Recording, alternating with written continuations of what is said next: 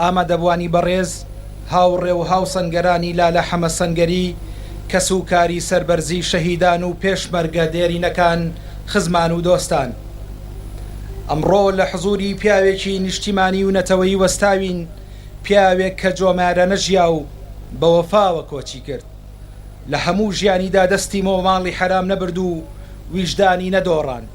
بەڵێ ئەمڕۆ لە حزوری ترپەی دڵی هەموو شۆڕشەکان تەڵە نێرگسی گوڵستانی مێژوو کۆبوونەتەوە و بەڵێنی وەفا و ئەمەکی خۆمان بۆ خەبات و قوربانیدانی دووپا دەکەینەوە. ئێمە بە ڕەچاوکردنی بارودۆخی خراپی تەندروستی لە ئێستادا نەمانویست کۆبوونەوەی فراوانتر بکەین و زیاتر ئەزیەتی ئێوە و خەڵکی تریش بدەین، بەڵام وەک خانەوادەی لالە حەمە سەنگەری بە پێویستمان زانی لە چلەی ئەم پیاوە گەورەیەدا هەر چۆنێک بێ مەراسیمێک ڕێک بخەین.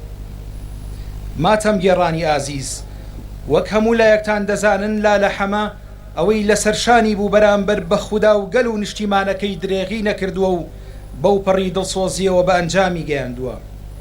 باوکمان لە مەیدانی شۆڕش و کوردایەتیدا بە ویقارەوە بەشداری کردووە و ئازایان ئاسپی خۆی تاوداوە. وەک هاوڕێیان و هاوسەنگەرانی شاهیدی بۆ دەدەن، ئەم کەڵە پیاوە قەرزاری گەل و نیشتیمانەکەی نییە.